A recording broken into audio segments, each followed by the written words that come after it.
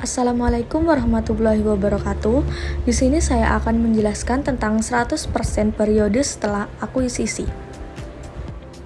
Apa itu akuisisi? Nah, akuisisi adalah transaksi di mana satu perusahaan membeli sebagian besar atau seluruh saham perusahaan lain untuk mendapatkan kendali atas perusahaan tersebut. Berikut adalah contoh soal dari 100% periode setelah akuisisi. Yang pertama yaitu ada neraca saldo PT Nusantara dan PT Andalas, periode 31 Desember tahun 2016. Neraca saldo ini yaitu sebagai acuan awal untuk melakukan perhitungan jurnal eliminasi, kertas kerja konsolidasian, dan yang terakhir yaitu laporan posisi keuangan konsolidasian. Nanti kita jelasin satu persatu ya. Kemudian, neraca saldo ini terdiri dari kolom akun yang berisi dari akun kas dan setara kas hingga akun dividen. Terdapat juga nominal, debit, dan kredit dari PT Nusantara dan PT Andalas. Nominal pada sisi debit dijumlahkan dari akun kas dan setara kas hingga akun dividen. Begitupun pada sisi kredit, sehingga menghasilkan nominal yang balance dengan total pada PT Nusantara yaitu senilai 14.980 juta rupiah dan PT Andalas senilai 3.300 juta rupiah. Nah, di sini ada soal. Dibaca dulu ya soalnya. Selama tahun berjalan, PT Andalas membagikan dividen sebesar 100 juta dan melaporkan laba bersih 250 juta. PT Nusantara sebagai entitas pemilik PT Andalas mencatat transaksi tersebut. Yang pertama, kita mencatat penerimaan dividen dari PT Andalas dulu. Di situ terdapat jurnal kas di sebelah debit dan investasi pada PT Andalas di sebelah kredit dengan nominal 100 juta. Kenapa 100 juta? Karena dalam konteks ini adalah 100% setelah periode akuisisi. Jadi, kita akuisisi 100% dividen yang dibagikan oleh PT Andalas, yaitu dengan perhitungan 100 juta dikali 100%. Untuk yang kedua, mencatat pengakuan penghasilan dari PT Andalas dengan jurnal investasi pada PT Andalas di sebelah debit dan bagian laba atas PT Andalas di sebelah kredit dengan nominal 250 juta. Nah, lagi nih, kenapa 250 juta? Alasannya sama, yaitu karena dalam konteks ini adalah 100% setelah periode akuisisi. Jadi, kita akuisisi semua 100% dari laba bersih, yaitu senilai 250 juta, dengan perhitungannya yaitu 250 juta dikali 100%. Yang ketiga yaitu menyesuaikan diferensial terkait bangunan dan peralatan dengan jurnal investasi pada PT Andalas di sebelah debit dan bagian laba atas PT Andalas di sebelah kredit dengan nominal 5 juta. Kenapa 5 juta? Karena terdapat pada soal bangunan dan peralatan mengalami penurunan nilai sebesar 60 juta.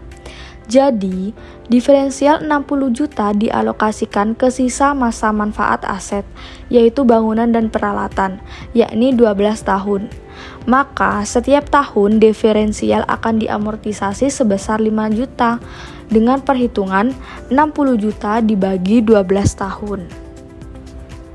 Yang terakhir yaitu mencatat penurunan nilai goodwill dengan jurnal investasi pada PT Andalas di sebelah debit dan bagian laba atas PT Andalas di sebelah kredit dengan nominal 25 juta.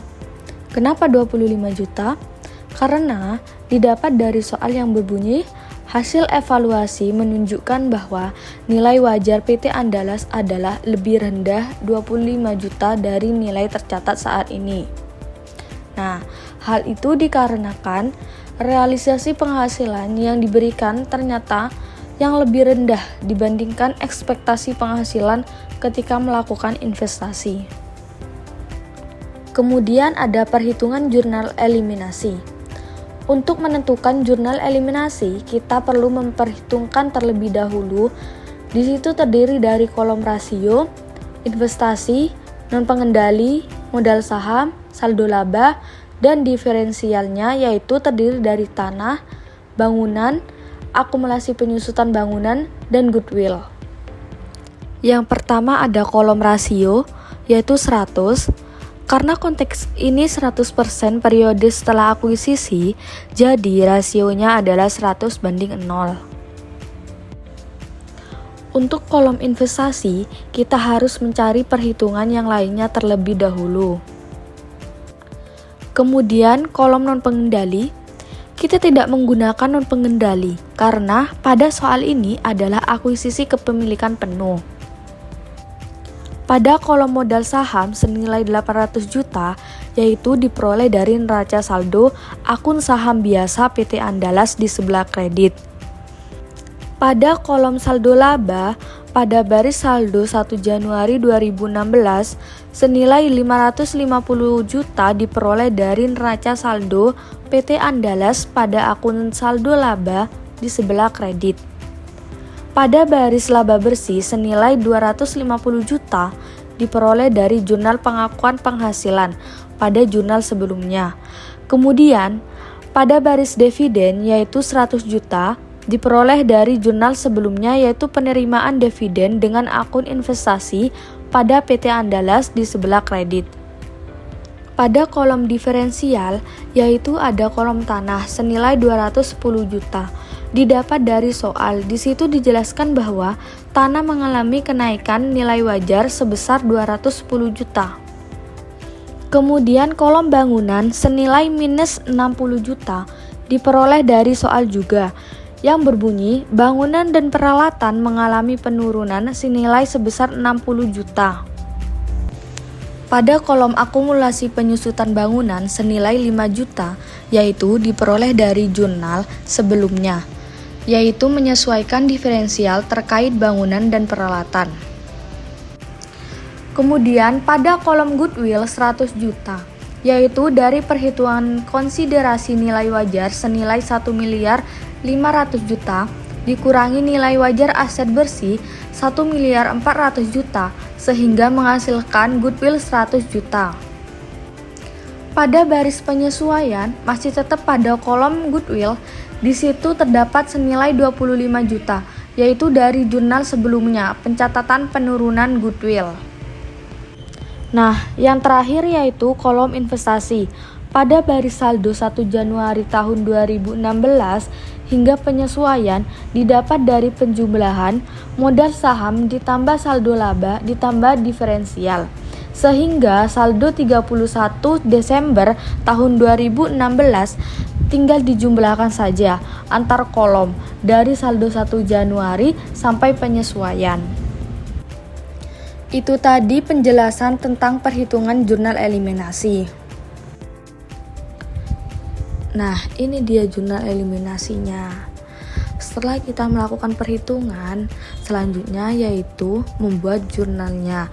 Yang pertama, mengeliminasi pengakuan penghasilan dari PT Andalas, mengeliminasi saldo awal investasi, mengeliminasi pengalokasian diferensial, mengeliminasi pengakuan beban penyusutan aset teridentifikasi, dan mencatat penurunan nilai goodwill.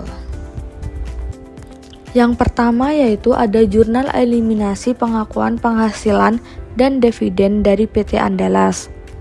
Dengan jurnal bagian laba atas PT Andalas senilai 230 juta. Di sebelah debit yang diperoleh dari penghasilan pada neraca saldo. Pada dividen diumumkan senilai 100 juta di sebelah kredit diperoleh dari jurnal sebelumnya, yaitu pencatatan penerimaan dividen dari PT Andalas dan investasi pada PT Andalas senilai 130 juta. Di sebelah kredit yang diperoleh dari bagian laba dikurangi akun dividen yang diumumkan, yaitu 230 juta dikurangi 100 juta, sehingga menghasilkan nominal 130 juta. Yang kedua, jurnal eliminasi saldo awal investasi. Jurnalnya yaitu saham biasa di sebelah debit senilai 800 juta. Didapat dari neraca saldo pada PT Andalas dan perhitungan eliminasi pada kolom modal saham. Kemudian, akun saldo laba di sebelah debit senilai 550 juta. Didapat dari neraca saldo pada PT Andalas dan perhitungan eliminasi pada kolom saldo laba baris saldo 1 Januari 2016. Dan akun diferensial di sebelah debit senilai 255 juta diperoleh dari soal, yaitu saldo awal diferensial adalah 255 juta. Yang terakhir ada investasi pada PT Andalas senilai 1 miliar 605 juta. Di sebelah kredit yang diperoleh dari perhitungan eliminasi pada kolom investasi dan baris saldo 1 Januari 2016.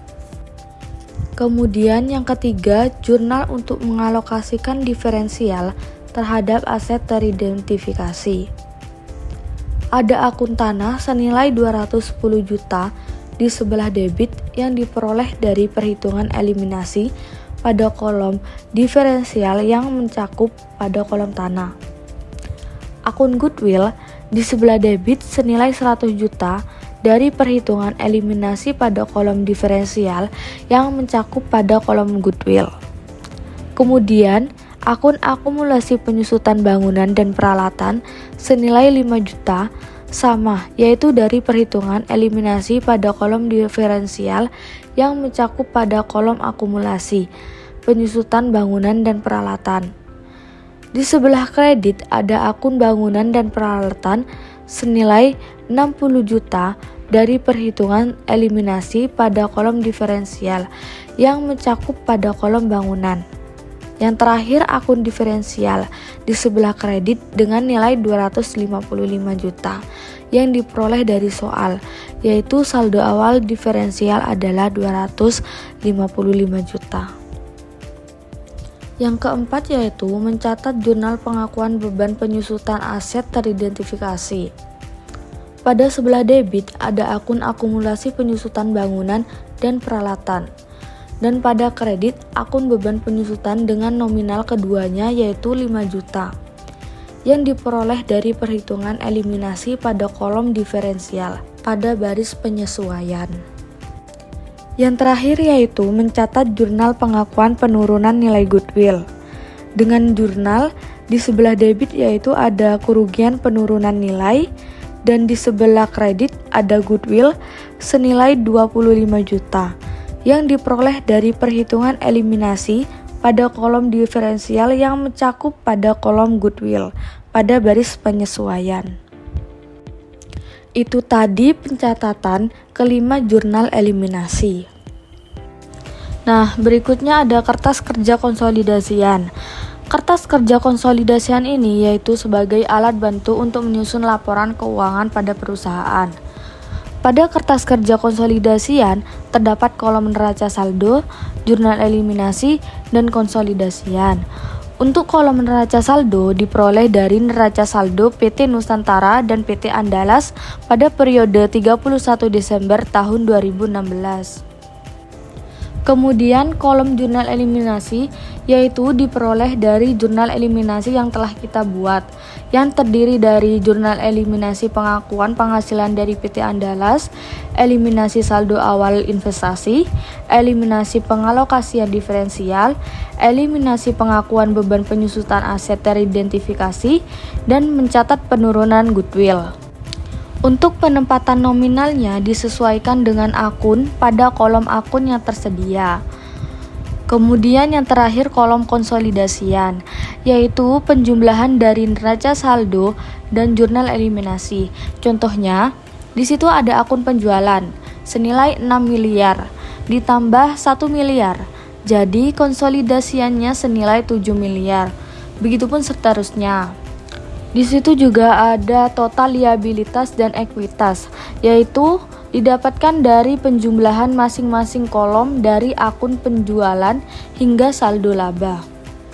Tadi kan sudah dijelaskan bahwasannya kertas kerja konsolidasian itu digunakan sebagai alat bantu untuk menyusun laporan keuangan. Nah, ini dia laporan posisi keuangan konsolidasian pada PT Nusantara. Untuk pembuatan laporan posisi keuangan konsolidasian, yaitu sama seperti ketika membuat laporan keuangan pada biasanya, yang terdiri dari aset di sebelah kiri, liabilitas dan ekuitas di sebelah kanan, dengan jumlah nominalnya diperoleh dari kertas kerja konsolidasian pada kolom konsolidasian. Untuk total aset harus balance dengan total liabilitas dan ekuitas, sehingga bisa dikatakan bahwa keuangan pada perusahaan tersebut dalam keadaan stabil. Nah, itu tadi penjelasan tentang akuisisi dengan kepemilikan penuh pada PT Nusantara dan PT Andalas, periode 31 Desember tahun 2016. Kurang lebihnya mohon maaf karena manusia tidak luput dari salah. Terima kasih. Wassalamualaikum warahmatullahi wabarakatuh.